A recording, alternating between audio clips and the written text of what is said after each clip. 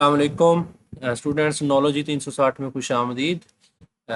ये important topic है एक और बायोएनर्जेटिक्स वाले चैप्टर का, सेलुलर रेस्पिरेशन।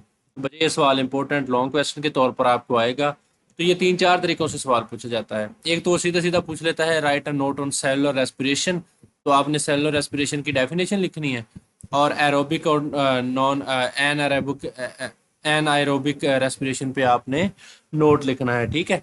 या फिर ये सवाल इस तरह पूछता है write a note on aerobic and anaerobic respiration, इस तरह पूछ लेता है, ठीक है। या फिर सवाल ये एक और तरीके से पूछता है, या अकेला एनाएरोबिक रेस्पिरेशन पे नोट लिखें, या कहता है कि right a note on fermentation, ठीक है। तो फिर आपने अल्कोहलिक फर्मेंटेशन और लैक्टिक एसिड फर्मेंटेशन पे नोट लिखना है। या फिर सवाल ये इस तरह पूछ लेता है write a note on alcoholic fermentation and lactic acid fermentation and give examples, ठीक है। तो आपने फिर इस तरह इन चीज़ों को, ये वाली चीज़ें लिखनी है। मैं आपको साथ साथ बताता भी जाता हूँ, ठीक है।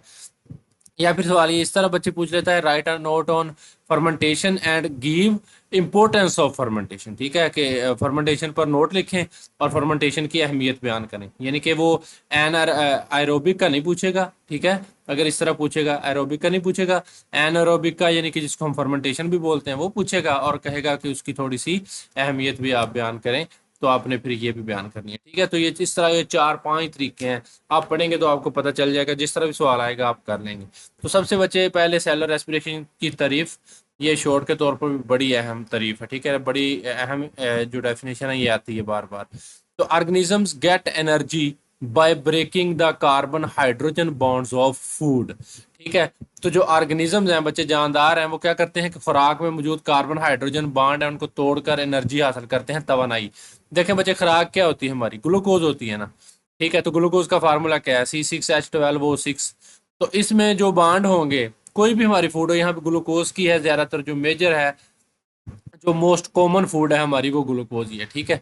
तो उसमें ये C6H12O6 इसका फार्मूला है। तो इसमें ये जो कार्बन हाइड्रोजन के बाड है, इनको तोड़कर एनर्जी हासिल करते हैं। ये बात उसने यहाँ लिखी है, ठीक है ना, कि ऑर्गेनिज्म है जो वो get energy by breaking the carbon hydrogen bonds of food for this purpose, इस मकसद के लिए they carry out the oxidation of food inside cells. तो इस मकसद के लिए वो क्या करते हैं, जो खुराक जो खाई है उन्होंने ये वाली, उसकी ऑक्सीडेशन करते हैं सेल के अंदर। यानी कि इस मकसद के लिए वो सेल में खुराक की ऑक्सीडेशन करते हैं। इस खुराक की ऑक्सीडेशन को बच्चे हम क्या कहते हैं?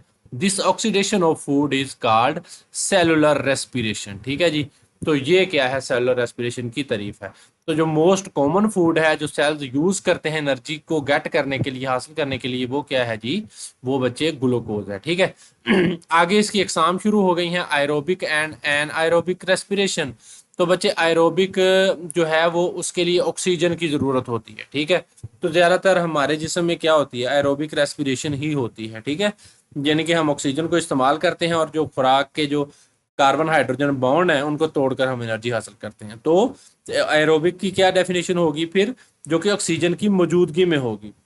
सेलुलर रेस्पिरेशन अकरिंग, यानी कि ऐसी सेलुलर रेस्पिरेशन जो अक्कर होती है, वकूफ पजीर होती है, in the presence of oxygen is called aerobic respiration. तो इसकी ये इतनी सी डेफिनेशन है और आसान है, शॉर्ट के तौर पर आता है कि आयरोबिक और एन आयरोबिक रेस्पिरेशन के दरमियान फर्क बयान करें, differentiate between aerobic and anaerobic respiration. तो ऐसी cellular respiration which occur in the presence of oxygen, जो ऑक्सीजन की मौजूदगी में होती है, ठीक है, उसको हम क्या बोलते हैं?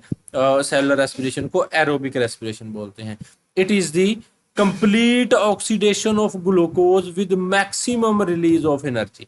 यानी कि इसमें जो ग्लूकोज है ये वाली, उसकी कंप्लीट ऑक्सीडेशन, मतलब कि उसकी कंप्लीट ऑक्सीडेशन करके जो मैक्सिमम रिलीज, जितनी एनर्जी हासिल की जा सकती है ना, वो सारी की सारी निकाल लेनी है इसमें से, ठीक है ना।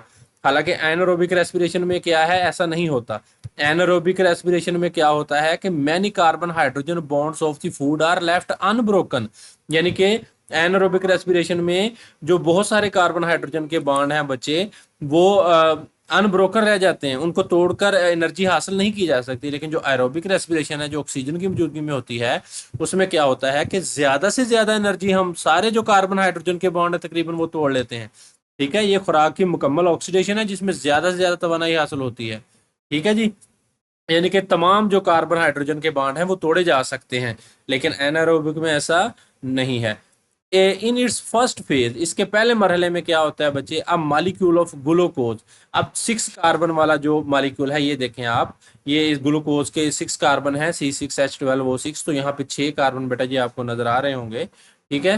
तो ये जो 6 कार्बन वाला बच्चे जो है ग्लूकोज का मालिक्यूल है, is broken down into 2 molecules of pyruvic acid 3 carbon, ठीक है। तो ग्लूकोज का 6 कार्बन वाला मालिक्यूल है, उसको पायरुविक एसिड के 3 कार्बन वाले मॉलिक्यूल में तोड़ा जाता है। तो जब 6 कार्बन वाला टूटेगा तो 3 3 कार्बन वाले कितने बनेंगे, 2, और किसके बनेंगे, पायरुविक एसिड के, ठीक है। तो ये चीज पहले मरहले में होती है।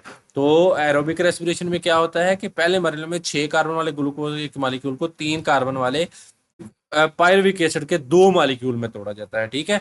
उनके कार्बन 3 होंगे और मॉलिक्यूल कितने बनेंगे, 6 में से 6 कार्बन वाले ग्लूकोज से कितने मॉलिक्यूल बनेंगे, 2 बनेंगे, और 2 3 3 कार्बन वाले बनेंगे, ठीक है जी। इन दी सेकंड फेज, अब एरोबिक रेस्पिरेशन के सेकंड फेज में क्या होता है, the molecules of pyruvic acid are completely oxidise. तो दूसरे मरहले में इनको कंप्लीटली ऑक्सीडाइज किया जाएगा, यानी कि ये जो कार्बन हाइड्रोजन के बॉन्ड है जो रह गए थे उनको क्या किया जाएगा, वो carbon hydrogen bonds are broken and all energy is release, तो तमाम एनर्जी है वो निकाल ली जाएगी, ठीक है।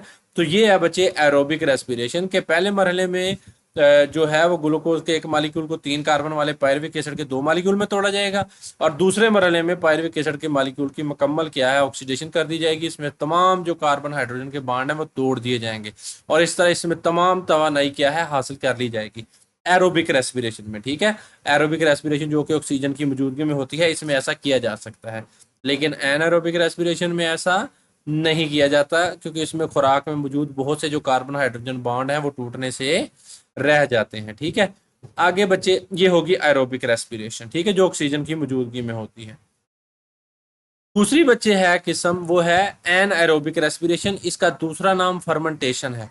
आपसे फर्मेंटेशन पूछा जाए, आपसे एन एरोबिक रेस्पिरेशन पूछा जाए, दोनों का मतलब एक ही है, ठीक है बच्चे। एन जहाँ पे लग गया, ठीक है, ए लग गया या एन लग गया, क्योंकि यहाँ पे ए आ रहा था, ठीक है, ये वोवल है, तो इससे पहले जो आएगा फिर ए एन आएगा, ठीक है। तो एन एरोबिक जो है रेस्पिरेशन बच्चे, एन का मतलब है एब्सेंट, एरोबिक मतलब ऑक्सीजन, यानी कि इसमें ऑक्सीजन क्या होती है, एब्सेंट होती है। इस प्रोसेस में, इस रेस्पिरेशन में ऑक्सीजन की गैर मौजूदगी होती है, गैर मौजूदगी में होती है। तो सेलुलर रेस्पिरेशन दैट अकर्स, जो कि वकूफ पजीर होती है in the absence of oxygen, is called anaerobic respiration. तो वो रेस्पिरेशन की किस्म के ऑक्सीजन की गैर मौजूदगी में होने वाली सेलुलर रेस्पिरेशन को एनारोबिक रेस्पिरेशन कहते हैं, ठीक है।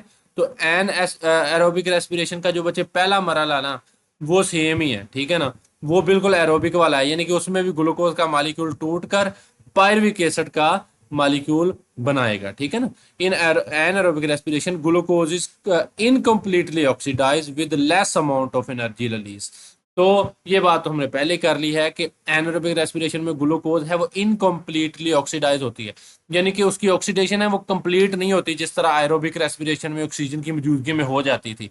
तो इसमें से एनर्जी भी फिर पूरी नहीं निकलती, ठीक है ना, फिर less amount of energy release होती है, ठीक है।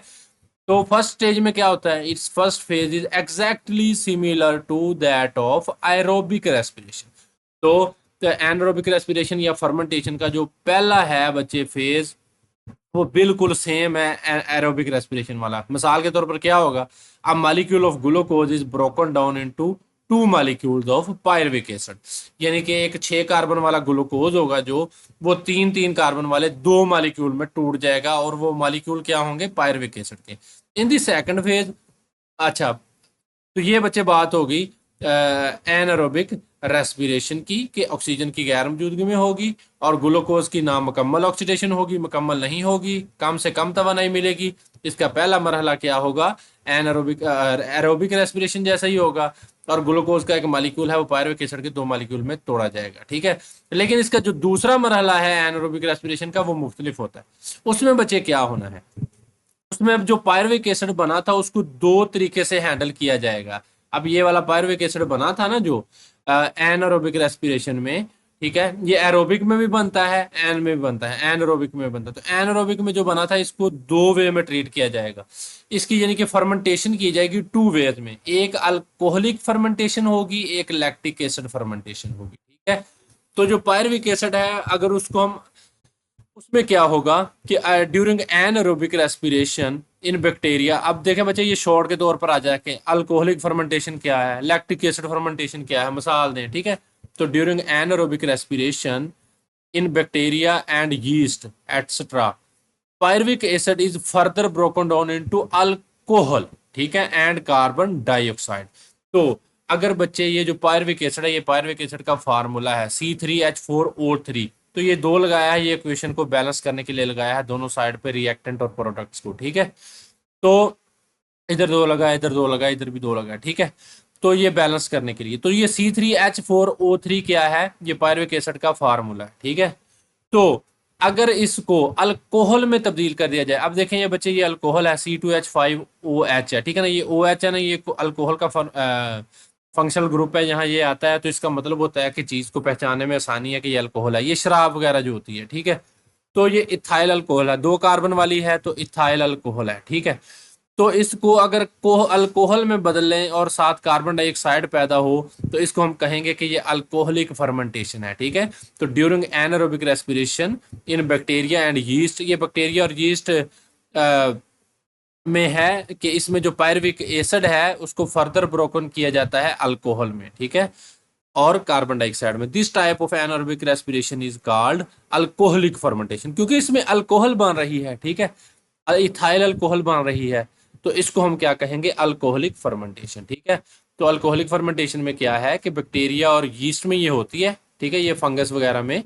तो इसको जो पायरविक एसिड बना था एनारोबिक रेस्पिरेशन में, ठीक है, ये उसकी ही किस्म है कि उसमें उसको अल्कोहल में बदल लिया जाता है और कार्बन डाइऑक्साइड में इसको अल्कोहल में और कार्बन डाइऑक्साइड में मजीद तोड़ दिया जाता है। तो इस तरह की एनारोबिक रेस्पिरेशन को अल्कोहलिक फर्मेंटेशन बोला जाता है। ठीक है। पायरविक एसिड को ये इथाइल अल्कोहल में और कार्बन डाइऑक्साइड में बदल लिया। एक इंटरेस्टिंग बात यहाँ पे उन्होंने लिखी हुई है, क्योंकि ये यीस्ट में होती है तो बैक्टीरिया में होती है। तो उसने कहा है कि ये जो बेरीज वगैरह होती हैं, ये जो परिंदे भी दरख्तों से खाते हैं, तो जो यीस्ट और बैक्टीरिया होते हैं ये करवाते हैं फर्मेंटेशन। तो ये कहते हैं कि yeast and bacteria can ferment sugars of berries to alcohol, यानी कि इन बेरीज में जो अल्कोहल होती है ना, सॉरी जो शुगर होती है, तो बैक्टीरिया और यीस्ट उसकी फर्मेंटेशन करके उसको अल्कोहल यानी कि शराब में बदल देते हैं। तो शराब पी के बंदा वैसे धुत हो जाता है। ठीक है। तो जब बर्ड्स खाते हैं इस इन बेरीज को, दरख्तों से अपनी खुराक लेते हैं, तो कैन बिकम क्वाइट ड्रंक, यानी कि ऐसा लगता है कि जैसे परिंदों ने भी पी हुई है। ठीक है। तो as it's obvious from their flight pattern, और उनका जो फ्लाइट पैटर्न है वो ऐसा होता है जैसे वो मस्त टाइप फिर रहे हो, क्योंकि एक्चुअली उन्होंने जो बेरीज खाई होती हैं उनकी जो शुगर होती है, बैक्टीरिया और यीस्ट ने उसको अल्कोहल में यानी कि शराब में बदल दिया होता है। ठीक है। तो ये बात कि वो नशे में क्यों होते हैं, ये सवाल आपसे पूछा जा सकता है कि जो परिंदे हैं वो नशे की हालत में क्यों हो सकते हैं। तो इसकी वजह बच्चे यही है कि जो वो बेरीज खाते हैं उनमें जो शुगर होती है, यीस्ट और बैक्टीरिया ने उस शुगर को फर्मेंटेशन करके अल्कोहल बना दिया होता है। ठीक है। तो ये थी बच्चे अल्कोहलिक फर्मेंटेशन, जिसमें जो पायरविक एसिड बना था बच्चे, उसको अल्कोहल में बदल दिया गया और इस वजह से उसका नाम क्या पड़ गया, अल्कोहलिक फर्मेंटेशन। तो लैक्टिक एसिड फर्मेंटेशन क्या है बच्चे, लैक्टिक एसिड अगर अल्कोहल बनेगी ना पायरविक एसिड से, ये वाले पायरविक एसिड से, तो फिर तो बच्चे इसको हम अल्कोहलिक फर्मेंटेशन कहेंगे। अगर इस पायरविक एसिड से लैक्टिक एसिड बनेगा तो इसको हम लैक्टिक एसिड फर्मेंटेशन बोलेंगे। ठीक हो गया। तो अब इसको पढ़ते हैं। During an aerobic respiration in skeletal muscles of humans, अब देखें ये होती कहाँ है, अल्कोहलिक फर्मेंटेशन कहाँ हो रही थी, बैक्टीरिया में और यीस्ट में। ठीक है। तो लैक्टिक एसिड फर्मेंटेशन कहाँ होती है, स्केलेटल मसल में होती है, हमारे जो मसल्स हैं चलने फिरने में हमारी मदद करते हैं उनमें होती है, इंसान के स्केलेटल मसल में। एंड अदर एनिमल्स, दूसरे एनिमल्स में भी होती है। पायरविक एसिड इसमें क्या होता है कि ये जो पायरविक एसिड बना था बच्चे, ये वाला, इसको क्या है, इसको कन्वर्टेड इनटू लैक्टिक एसिड। ठीक है। तो ये पायरविक एसिड का वैसे ही फार्मूला है C3H4O3, यहाँ पे भी वही लिखा हुआ है। ठीक है। तो इससे क्या बन गया, लैक्टिक एसिड बन गया C3H6O3। तो ये लैक्टिक एसिड का फार्मूला है। ठीक है। तो लैक्टिक एसिड बना दिया। अगर उससे अल्कोहल बन जाए पायरुविक एसिड से, वो अल्कोहलिक फर्मेंटेशन है। अगर उससे लैक्टिक एसिड बन जाए पायरुविक एसिड से, तो वो लैक्टिक एसिड फर्मेंटेशन है। This type of anaerobic respiration is called the lactic acid fermentation. देखिए बच्चे, ये लैक्टिक एसिड फर्मेंटेशन इस तरह होती है कि मिसाल के तौर पर आपके जिस्म में जब वैसे तो हमें ऑक्सीजन की ज़रूरत होती है, तो हम सेलुलर रेस्पिरेशन करते हैं, यानी कि एरोबिक रेस्पिरेशन, जो कि ऑक्सीजन की मौजूदगी में होती है डेफिनेटली। तो बाज़ अवत ये होता है कि हम बहुत हैवी वर्क करते हैं, बाज़ अवत हैवी एक्सरसाइज करते हैं, तो वो ऑक्सीजन है वो हमारे सांस लेने की अगरचे रफ्तार बढ़ जाती है, ऑक्सीजन ज़्यादा मिलनी शुरू हो जाती है, लेकिन बाज़ अवत वो भी ऑक्सीजन जो है वो ऑक्सीजन की सप्लाई पूरा नहीं कर सकता, इतना ज़्यादा सांस लेना भी। तो फिर जो हमारा लैक्टिक एसिड होता है, उसके ज़रिए हमारे जो मसल्स हैं उनको एनर्जी मिलती है, ठीक है ना। तो इनकी वजह से एनर्जी मिलती तो है, लेकिन इसकी वजह से जो है वो मसल्स में क्या होती है, फटीग भी हो जाती है, थकावट भी हो जाती है, पेन भी हो जाती है मसल्स में, ठीक है। बाज़ का ये जो हैवी एक्सरसाइज के बाद जो पेन होती है, अमूमन वो लैक्टिक एसिड की वजह से होती है, ठीक है। तो ये है बच्चे लैक्टिक एसिड फर्मेंटेशन। ये इंसान और दूसरे जानवरों क्या होती है, स्केलेटल मसल्स में होती है, और इसमें क्या है, लैक्टिक एसिड को सॉरी पायरुविक एसिड को लैक्टिक एसिड में बदला जाता है, इस वजह से इसका नाम पड़ गया लैक्टिक एसिड फर्मेंटेशन, ठीक है। तो आगे बच्चे है इंपॉर्टेंस ऑफ फर्मेंटेशन। ये अकेला भी अगर बोर्ड वाले की मर्जी हो, साथ में अगर उसने कोई 5 नंबर का लौंग अलहदा दिया गया हो उसी पार्ट में, तो ये 4 नंबर के लौंग के तौर पर आपको दे देता है, ठीक है। मिसाल के तौर पर मैंने शुरू में आपको बता दिया है कि वो सेलुलर रेस्पिरेशन पे सीधा सीधा पूछ लेगा, तो एरोबिक और एनारोबिक रेस्पिरेशन पे लिखना है। अकेला फर्मेंटेशन पे पूछ लेगा तो अल्कोहलिक और लैक्टिक एसिड फर्मेंटेशन लिखनी है। अगर पूछ लेगा फर्मेंटेशन पे नोट लिखें और फर्मेंटेशन की अहमियत बयान करें, तो साथ फिर आपने ये भी लिखना है। तो फर्मेंटेशन की क्या अहमियत है, 3 तकरीबन पॉइंट दिए गए हैं, 2-3 जो भी पॉइंट दिए गए हैं आपने वो करने में आपको साथ साथ बता देता हूँ, ठीक है। तो इंपॉर्टेंस ऑफ फर्मेंटेशन क्या है, ठीक है। फर्मेंटेशन की अहमियत क्या है हमने पढ़ी है बच्चे, अल्कोहलिक फर्मेंटेशन पढ़ी है और लैक्टिक एसिड फर्मेंटेशन पढ़ी है। एक फायदा तो मैंने आपको बता भी दिया है, तो बाकी भी बता देता हूँ। Environment of Earth did not have free oxygen in the early phases of life। ये बात उसने एवोल्यूशन के हिसाब से की है कि जब जिंदगी बन रही थी जमीन में, तब फ्री ऑक्सीजन नहीं थी। ये बिग बैंग थ्योरी के बाद की बातें हैं, ठीक है। तो उस वक्त क्या है कि जमीन में जो थी फ्री ऑक्सीजन नहीं थी, ऑक्सीजन बाद में पैदा हुई है, ठीक है। तो उसने कहा कि तब ऑक्सीजन नहीं थी, तो जिंदगी के आगाज के वक्त जमीनी माहौल में आज़ाद ऑक्सीजन मौजूद नहीं थी। तो फिर उसने कहा है कि द अर्ली ऑर्गेनिज्म, जो पहले पहले फिर जानदार थे, वो रेस्पायर करते थे एनरोबिकली, यानी कि वो एन उनके जो में जो रेस्पिरेशन होती थी वो एनरोबिक होती थी, and got energy for their life. तो फिर जब ऑक्सीजन नहीं थी शुरू शुरू में जमीन के, तो जो जानदार तवानाई हासिल करने के लिए एनरोबिक रेस्पिरेशन करते थे, ठीक है।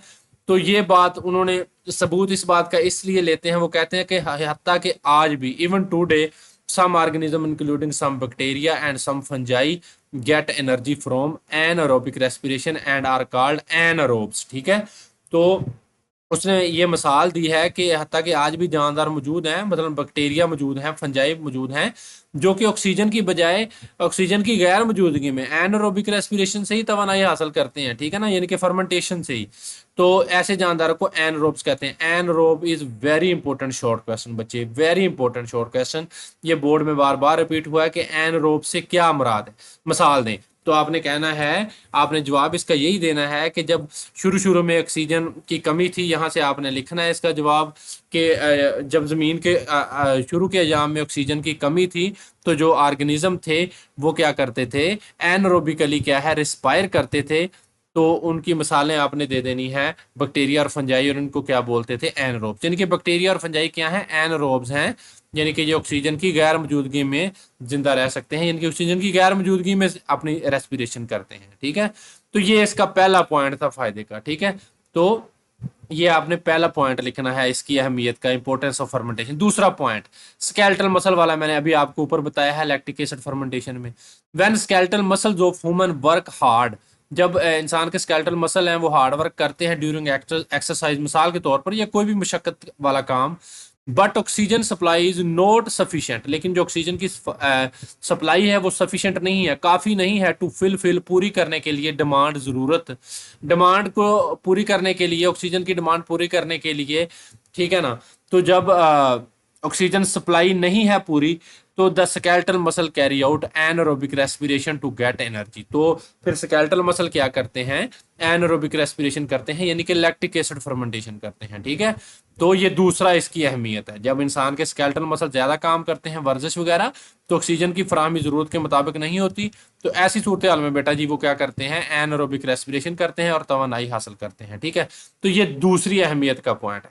तीसरा point, scientist have used fermentation in fungi and bacteria for making useful products for mankind। तो ये बच्चे इंडस्ट्री में इसका फायदा बता रहे हैं कि साइंसदान ने जो बैक्टीरिया और फंजाई वगैरह में फर्मेंटेशन होती है, आपको पता है कि इनमें अल्कोहलिक फर्मेंटेशन होती है, ये ऊपर जो मिसाल दी है ये लैक्टिक एसिड की फर्मेंटेशन की मिसाल दी है जो कि मसल्स में होती है।